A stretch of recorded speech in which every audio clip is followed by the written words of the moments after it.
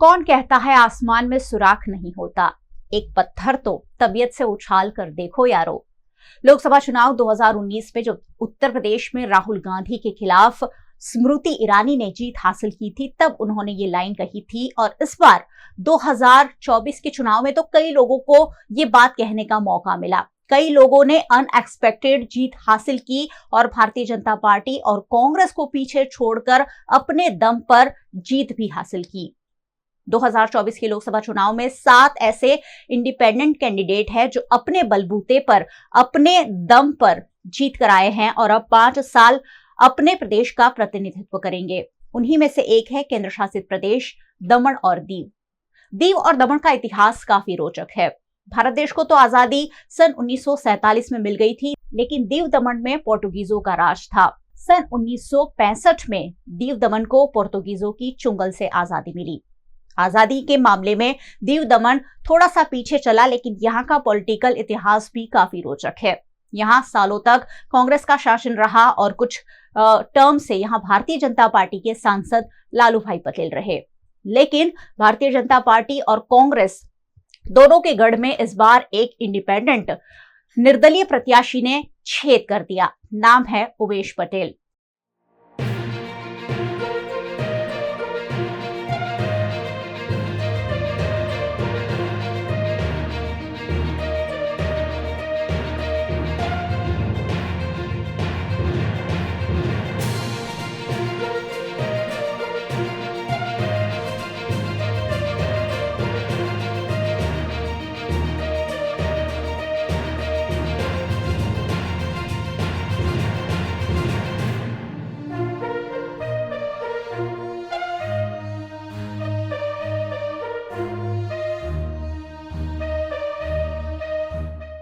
एक नया अध्याय उमेश पटेल ने लिखा है और रातों रात नहीं लिखा है। दीव दमन के लिए लड़ते लड़ते आखिरकार दीव दमन की जनता ने उन पर अपने प्रतिनिधि की मोहर लगा ही दी है। उमेश पटेल एक ऐसा नाम जो हमेशा ही प्रशासन के कड़े निर्णयों के खिलाफ लड़ते आए। जो भी जनता के हित में नहीं था, उन्होंने खुलकर बोला। नतीजा ये आया, कई बार जानलेवा हमले हुए और कई बार एफआईआर हुई, लेकिन उमेश पटेल ना हारे ना थके। और अब दीव दमन की कमान उनके हाथ में है। दीव दमन के प्रश्न, दीव दमन की समस्याएं अब दिल्ली पहुंचेगी और वो उमेश पटेल के जरिए पहुंचेगी। आज उमेश पटेल से खास बातचीत होगी और जानेंगे कि आखिरकार किस मकसद के साथ राजनीति में आए, क्या पारिवारिक बैकग्राउंड है, क्यों उन्हें राजनीति में आने की जरूरत पड़ी।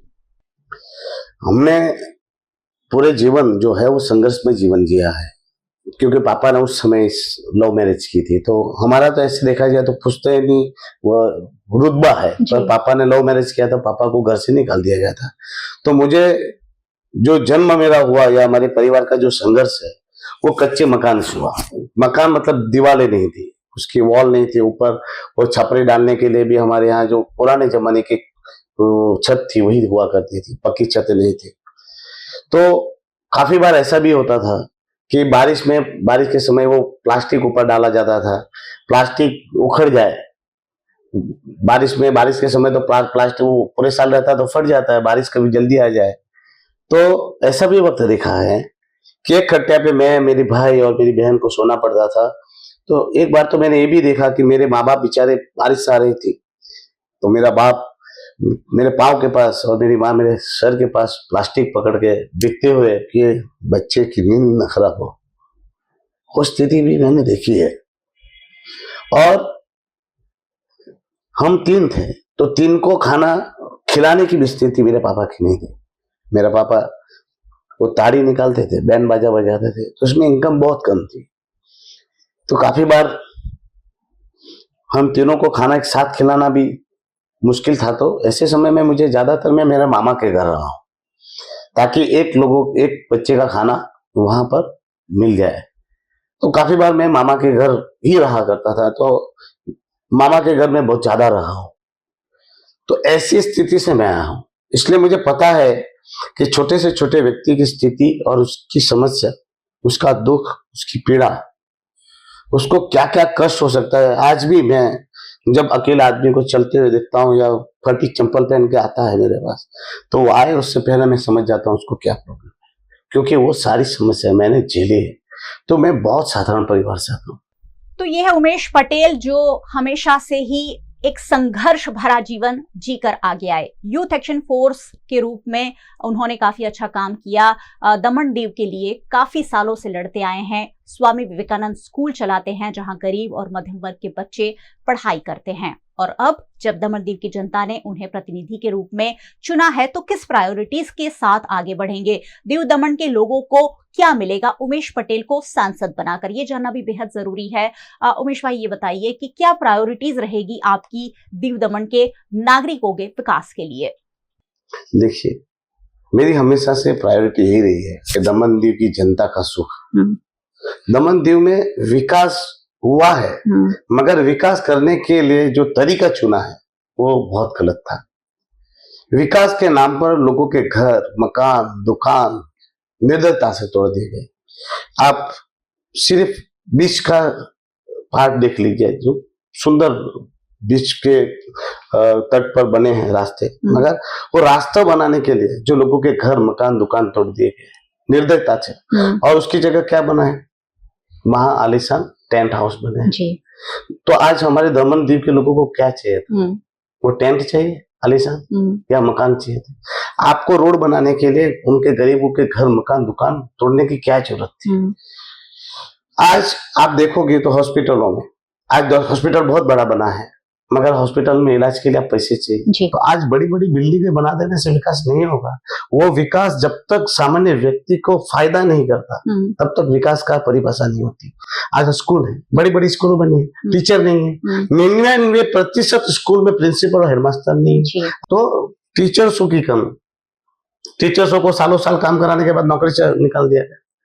तो स्कूलें बन जाने से विकास नहीं होता। उसमें जब तक अच्छी शिक्षा नहीं दो, बच्चों को आप कार्यक्रमों में इन्वॉल्व कर रहे हो, मोदी जी को हाथ दिखाने के लिए इन्वॉल्व कर रहे हो, टीचर्सों को पूरे साल, गए साल में पूरे साल पढ़ाई नहीं, सर्वे कराया गया, चुनाव के काम में लगाया गया, बच्चों को भी चुनाव के काम में लगाया गया, सर्वे में लगाया गया।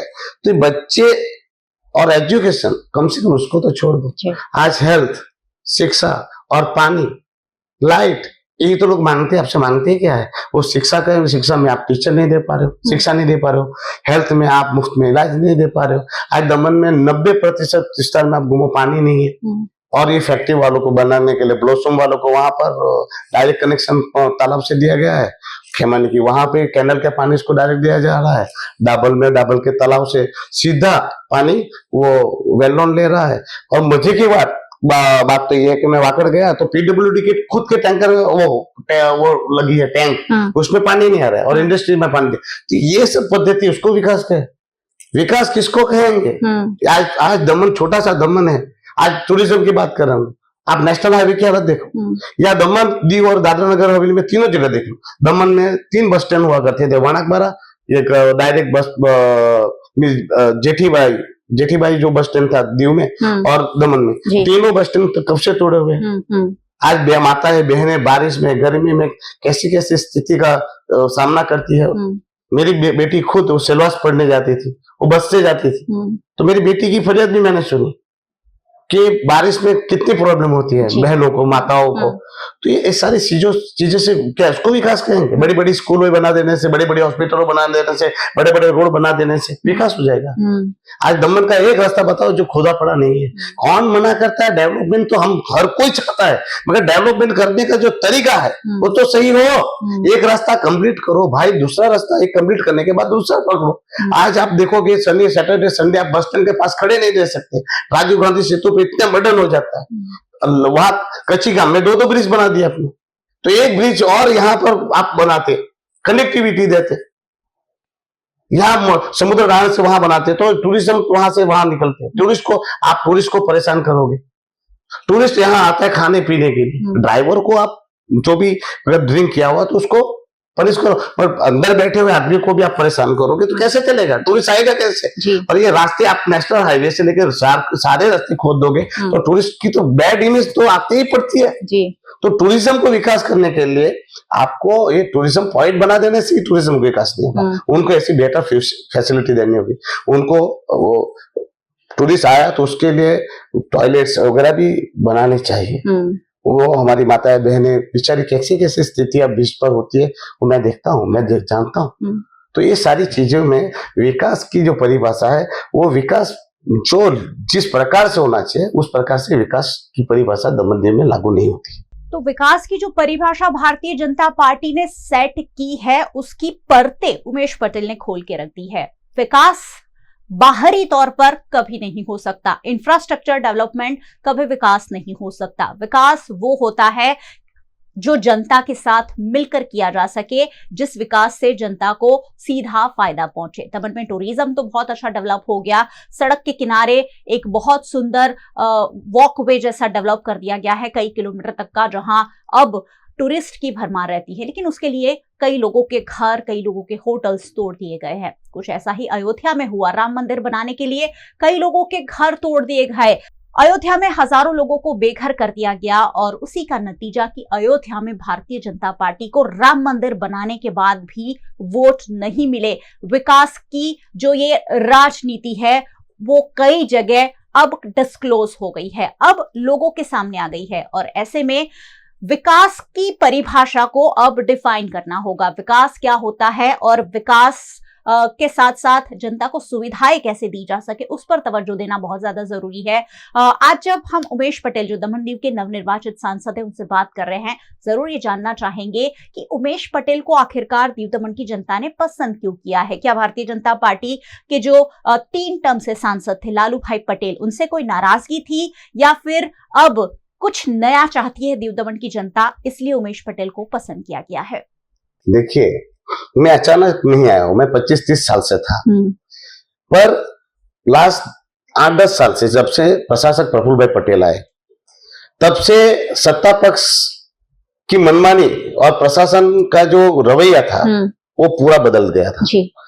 प्रशासक प्रफुल्ल भाई पटेल पूरी तरह से हावी हो चुके थे दमन-दीव के प्रतिनिधियों पर, वो भाजपा हो, कांग्रेस या कोई भी हो, और एक प्रणाली, लोकशाही प्रणाली को ध्वंस करके उन्होंने अपनी हिटलरशाही जहां लागू की। पंचायतों के, जिला पंचायतों के, नगर पालिकाओं के पावर छीन लिए। 7-8 साल तक उन्होंने कभी भी 1 भी रुपया का फंड नहीं दिया। पंचायतें, जिला पंचायत, नगर पालिका में चुनाव जीतने के लिए भी प्रशासक की ऑफिस में जाना पड़ता था और वहां से नाम फाइनल होता था कि सभ्य कौन बनेगा, जिला पंचायत का सदस्य कौन बनेगा, सरपंच के लिए कौन लड़ेगा, पंचायत का मेंबर कौन बनेगा, वो भी उनकी चैम्बर में तय किया जाने लगा। यहाँ पर सांसद से लेकर, पंचायत से लेकर सांसद तक हर कोई प्रशासक प्रफुल्ल पटेल से डरने लगा था। रजुआत करनी तो सब भूल ही गए थे, खौफ खाने लगे थे। तो दमन-दीव की जब प्रॉब्लम होने लगी, दमन-दीव के लोगों को प्रॉब्लम होने लगी, लोगों की जमीनें छीनी जाने लगी, लोगों के जॉब छीनी जाने लगे, लोगों के घर, मकान, दुकान टूटने लगे, यहाँ पर होटलें तोड़ने लगी, इंडस्ट्रीज वाले परेशान, बिल्डर परेशान, लोग परेशान, चौल वाले परेशान, और सारी समस्या लेके जाए सत्ता पक्ष के पास। तो सत्ता पक्ष हाथ खड़े करे और एक ही डायलॉग बोलते थे, हमारा कुछ नहीं चलता, हमारा कोई सुनता नहीं है, प्रशासक के पास हम नहीं जाएंगे। तो ये सारी चीजों में लोग बहुत आहत हुए, बहुत दुखी हुए। और प्रशासक की जो जिम्मेवारी थी, जो प्रशासन में अधिकारियों की जिम्मेवारी थी, वो लोग भूलकर और बिल्कुल तानाशाह बन गए। छोटी सी छोटी बात के लिए लोगों को परेशान करने लगे, डांटने लगे, घबराने लगे कि तुम चुनाव नहीं लड़ सकते। अधिकारी इंटरफेयर करने लगे लोकशाही प्रणाली में और लोकशाही प्रणाली ध्वंस हो गई। और यहाँ पर क्या हुआ, जब सत्ता पक्ष मनमानी कर रहा था, प्रशासन हावी हो चुका था, तब कांग्रेस भी विपक्ष की भूमिका में नदारद रही। विपक्ष की भूमिका कांग्रेस को निभानी थी।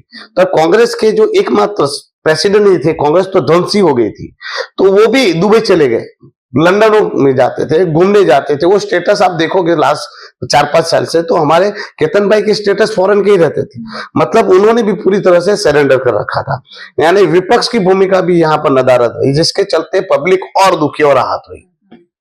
सत्ता पक्ष सुन नहीं रहा था और विपक्ष जो था पूरी तरह से विफल था।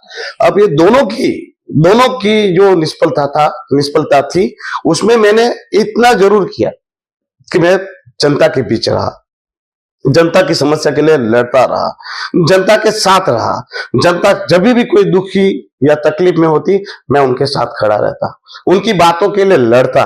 मैं पूरी कोशिश करता कि भाई इनकी भावना का ख्याल रखते हुए मैं उनको न्याय दिलाओ, हक दिलाओ, तो मेरी कोशिशें रहती। हाँ, कितनी भी कोशिश करने के बावजूद काफी चीजों में जो सफलता नहीं मिली, पर काफी चीजों में सफलता भी मिली। जैसे इलेक्ट्रिक वाला मैटर आया तो हमने लड़ाई लड़ी तो उनके दाम घटे, लोगों को फायदा पहुंचा।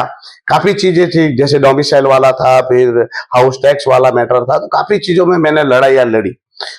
और जब भी दीव में कोई प्रॉब्लम होती थी या दमन में प्रॉब्लम होती थी, मुझसे होता या ना होता, पर मैं उनके साथ खड़ा होता। तो उनको एक भाव तो जगता था कि कम से कम बेचारा इसी कठिन स्थिति में हमारे साथ खड़ा था। और ऐसी ही मुद्दों को उठाने के चक्कर में मुझे प्रशासन बार बार प्रताड़ित करता था, मुझे जेल में डाल देता था।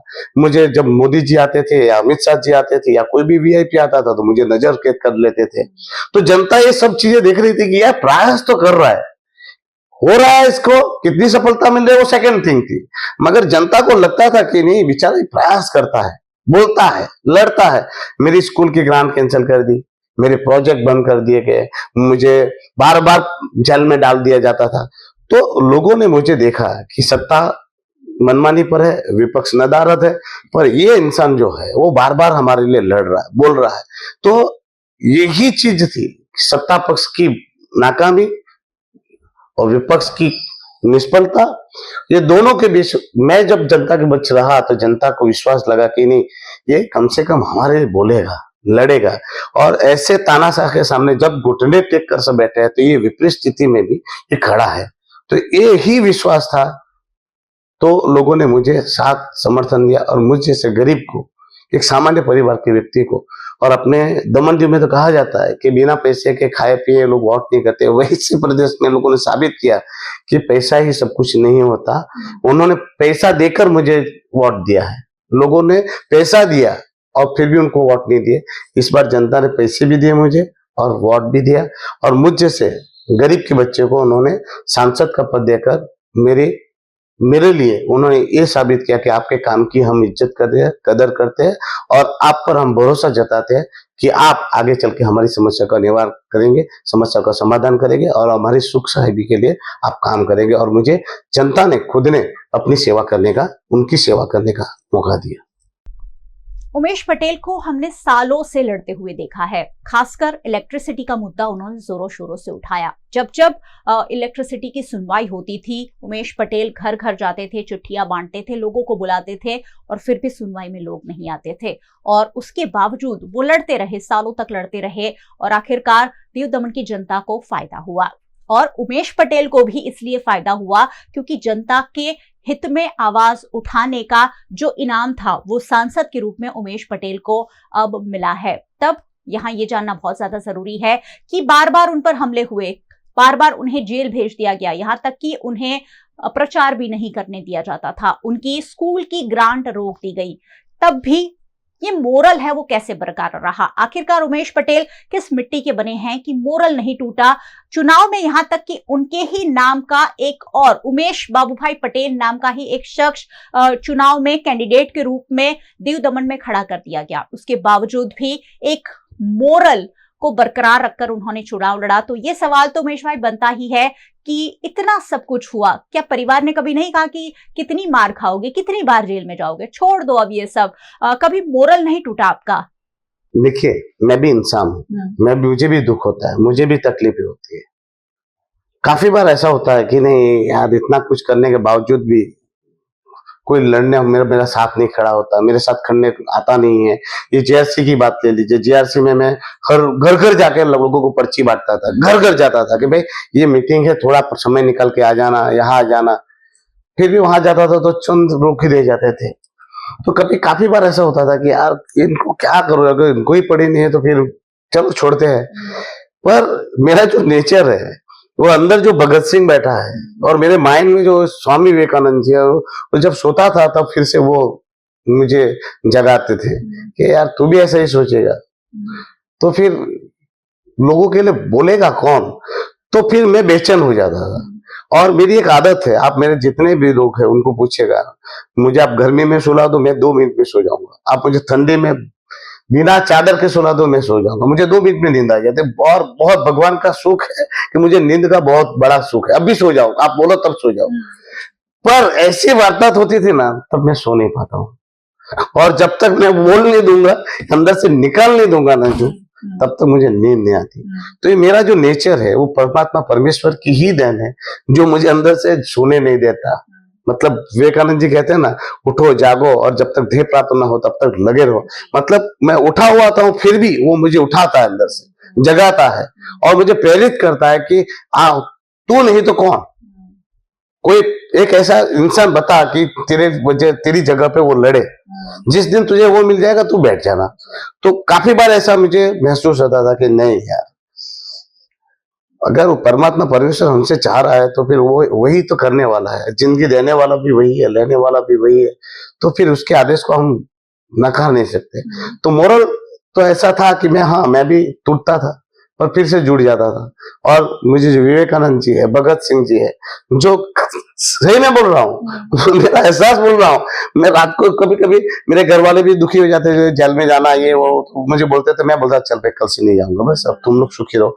पर मैं रात को जैसी घटना घटती थी ये आए मेरे दिमाग में और चालू कर दे कि ऐसे कैसे चलेगा, तो फिर मैं जाग जाता था कि नहीं, कि प्रेरित करने वाले मेरे महानुभाव है मेरे साथ आज भी।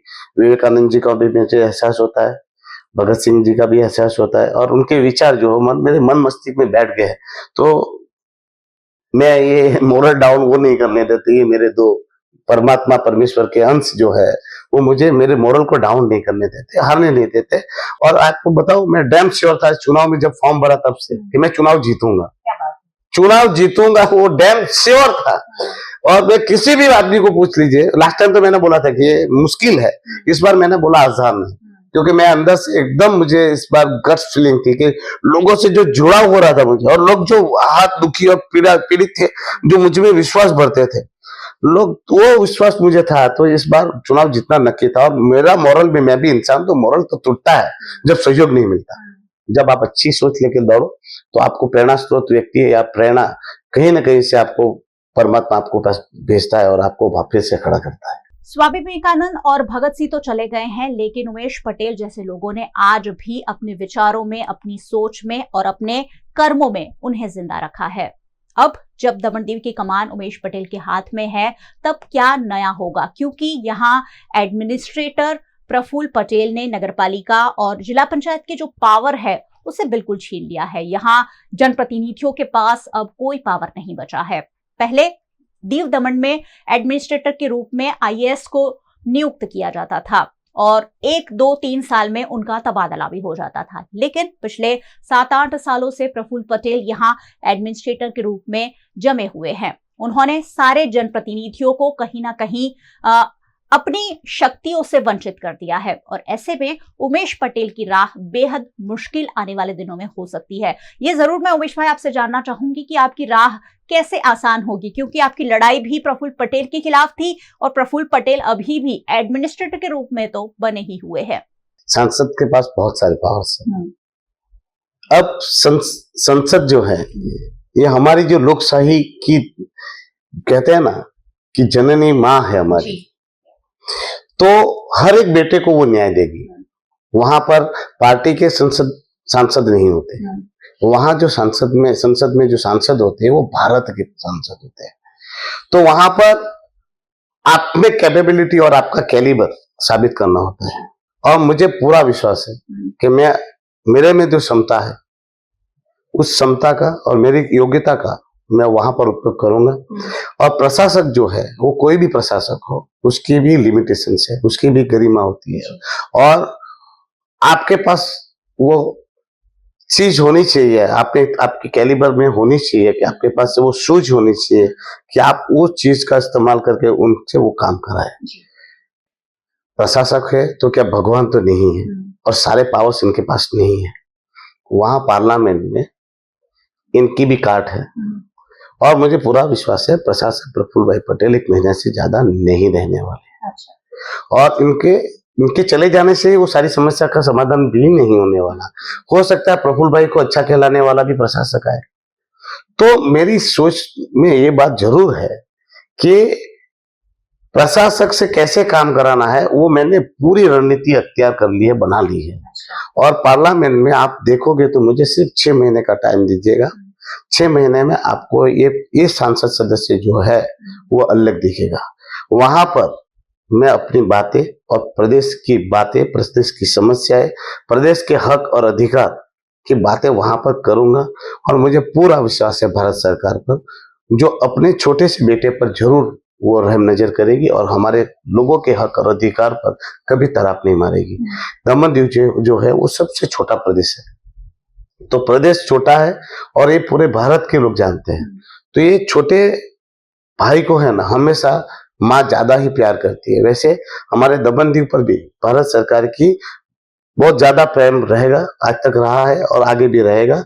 तो एडमिनिस्ट्रेटर के खिलाफ तो मोर्चा जारी ही है और इसी बीच सालों से दमनदीव के जो नेता है यहाँ असेंबली की मांग करते आए हैं। असेंबली की मांग को लेकर यहाँ के नेताओं को लगता है कि अगर असेंबली का गठन होता है तो नेताओं को, जनप्रतिनिधियों को उनके पावर, उनकी शक्तियां मिल पाएगी। और ऐसे में असेंबली की मांग को लेकर उमेश पटेल अब क्या कदम उठाने वाले हैं, ये मैं जरूर जानना चाहूंगी उमेश भाई आपसे कि असेंबली के गठन की मांग सालों से दमन सुनता आ रहा है। क्या दीव दमन की जनता को असेंबली दिलाने के लिए आपकी कोई पहल होगी? एक्चुअल में ये जो ड्रीम है ना वो मेरा ड्रीम है। ये मैंने 20 साल पहले दमन दीव के लोगों को, विशाल भाई, केतन भाई और मोहन डेलकर जी जिंदा थे, तो उनको कहा था कि जब तक लोकतांत्रिक प्रणाली में हम नहीं, मेन स्ट्रीम में नहीं आएंगे तब तक ये प्रदेश का विकास नहीं होगा। क्योंकि यहाँ पर जो ब्यूरोक्रेट्स है उनके पास सेंटर के पावर्स है, तो वो सेंट्रल पावर को इस्तेमाल करते हुए अगर लीडर थोड़ा सा भी कमजोर पड़ता है तो ये हावी हो जाएंगे। और ये ब्यूरोक्रेट्स से अगर सत्ता लेनी है और हमारे लोगों के विकास, बेहतरी के लिए काम करना है और लोगों का सर्वांगी विकास करना है, तो यहाँ लोकशाही प्रणाली लानी होगी। क्योंकि आप देखो 1947 में देश आजाद हुआ, 1961 में हम आजाद हुए, 14 साल लेट हुए। और आज आप हमारा भारतीय संविधान देखोगे तो भारतीय संविधान कहता है कि 6 महीने से ज्यादा किसी भी प्रदेश को राष्ट्रपति शासन में नहीं रखा जाता। और हम 1961 से आज भी राष्ट्रपति शासन में जीतने के लिए मजबूर है। तो मैंने उनको बताया था कि ये हमारा लोकतांत्रिक संवैधानिक अधिकार है कि हमें भी हमारे यहाँ लोकतांत्रिक प्रणाली बहाल हो। हमने प्रयास किए, पर यहाँ मैंने जैसे ही कहा था कि हम सब साथ मिलकर करें, मगर यहाँ सबको क्या है, श्रेय लेना था, जिसके चलते ये असेंबली का पूरा प्रोजेक्ट ठप हुआ। अब जो है मैं आपको वापस कह रहा हूँ, ये मेरा ड्रीम है। और 1961 की आजादी के बाद सबको हमारा इतिहास नहीं पता है, मगर पोर्तुगल गवर्नमेंट ने भारत सरकार पे 1961 में यूनाइटेड नेशन में केस किया था और वो 13 साल केस चला। और उसके बाद भारत सरकार और लिस्बन गवर्नमेंट के बीच में ट्रीटी साइन हुई।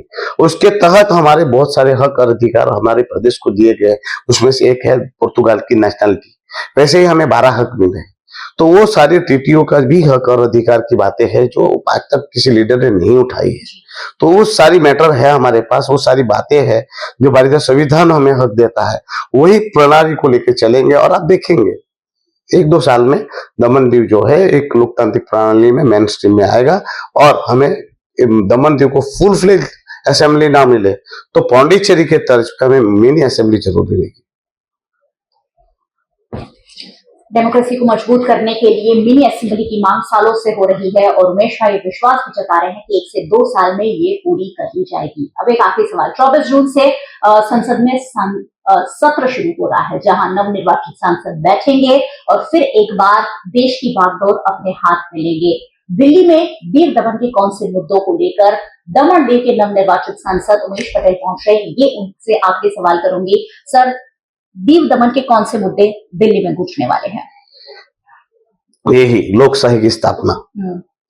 हमारे यहाँ लोकशाही का जो खून हुआ है और लोकशाही को ध्वंस किया गया है, पंचायतें, जिला पंचायतें, नगर पालिका, उनके जो पावर छीन ले गया है, यहाँ की वास्तविक परिस्थिति जो है और दमन दीव के जो मूलभूत विषय है वही वहां पर गुजरने वाले हैं। और आप देखेंगे तो आपको पता चलेगा कि दमन दीव का पहला सांसद बना है जो दमन दीव के रियल पॉइंटों को वहां उठा रहा है। आप सिर्फ 2-3 दिन का ही सेशन चालू होगा तो 3 दिन में पता चल जाएगा। तो दमन दीव की जो प्राथमिकता है वही सब वहां पर उठने वाली है। तो डेमोक्रेसी को मजबूत करने के लिए असेंबली की जरूरत है, ये कह रहे हैं दीव दमन के सांसद उमेश पटेल, और साल 2 साल में दीव दमन को असेंबली दिलाने का भरोसा भी जता रहे हैं। अब दीव दमन की जनता के कौन से मुद्दे दिल्ली पहुंचेंगे ये जानना भी बहुत जरूरी है। कल से ही यानी 24 जून से ही संसद में सत्र की शुरुआत हो रही है और पहली बार दीव दमन की ओर से एक निर्दलीय प्रत्याशी उमेश पटेल दिल्ली में यहां की जनता का प्रतिनिधित्व करने वाले हैं। तब ये जानना भी जरूरी है कि दीव दमन के कौन से मुद्दे दिल्ली पहुंच रहे हैं। उमेश भाई, ये जरूर मैं पूछना चाहूंगी कि दीव दमन के कौन से मुद्दों को आप दिल्ली में संसद में उठाने की प्लानिंग कर रहे हैं? यही लोकशाही की स्थापना। हमारे यहाँ लोकशाही का जो खून हुआ है और लोकशाही को ध्वंस किया गया है, पंचायतें, जिला पंचायतें, नगर पालिका, उनके जो पावर छीन ले गया है, यहाँ की वास्तविक परिस्थिति जो है और दमन दीव के जो मूलभूत विषय है वही वहां पर गूंजने वाले हैं। और आप देखेंगे तो आपको पता चलेगा कि दमन दीव का पहला सांसद बना है जो दमन दीव के रियल पॉइंटों को वहां उठा रहा है। आप सिर्फ 2-3 दिन का ही सेशन चालू होगा तो 3 दिन में ही पता चल जाएगा। तो दमन दीव की जो प्राथमिकता है वही सब वहां पर उठने वाली है। तो हम बात कर रहे थे दीव दमन के नवनिर्वाचित और निर्दलीय सांसद उमेश पटेल से, जो कह रहे हैं कि दीव दमन की समस्याएं अब दिल्ली में गूंजने वाली है। दीव दमन की जनता को क्या मिलता है उस पर तो हमारी नजर जरूर बनी ही रहेगी। और ये कहा जा रहा है कि लोकतंत्र की ये लड़ाई थी, 2024 में लोकतंत्र बचाने की लड़ाई थी। भारतीय जनता पार्टी ने कहा कि लोकतंत्र को मजबूत करने के लिए हमें वोट चाहिए। वहीं इंडिया गठबंधन था, उन्होंने कहा कि लोकतंत्र को बचाने के लिए हम ये चुनाव लड़े हैं। और उमेश पटेल भी कह रहे हैं कि लोकतंत्र को कायम रखने के लिए जरूरी है कि इस तरह के निर्णय आए और जनता सीधी सीधी सहभागी बने। दमन दीव के नवनिर्वाचित सांसद उमेश पटेल 5 साल में क्या करते हैं उस पर तो हमारी नजर बनी ही रहेगी। बहुत बहुत शुक्रिया उमेश भाई हमारे साथ जुड़ने के लिए। धन्यवाद। और बहुत बहुत शुक्रिया आप सबका हमारे साथ जुड़ने के लिए। वैसे आपको हमेशा ही जुड़ते रहना है क्योंकि यहाँ वही बातें होती है जो आपके लिए जानना जरूरी है। आप हमें YouTube चैनल पर देख रहे हैं, जरूर देखते रहिए और साथ ही हमारा चैनल सब्सक्राइब कर लीजिए, बेल आइकन प्रेस कर दीजिए ताकि वीएनएम का हर अपडेट सबसे पहले आप तक पहुंच सके। आप हमें फेसबुक पर देख रहे हैं, शेयर जरूर कर दीजिए क्योंकि ये सारी बातें हर किसी के लिए जानना जरूरी है। आप हमें OTT प्लेटफॉर्म्स पर देख रहे हैं, डेली हंट, वोडाफोन टीवी, जियो टीवी और जियो टीवी फाइबर। 498 नंबर के चैनल पर वीएनएम टीवी को 24 घंटे लगातार देखा जा सकता है। देखते रहिए वीएनएम, जुड़े रहिए वीएनएम के साथ। नमस्कार।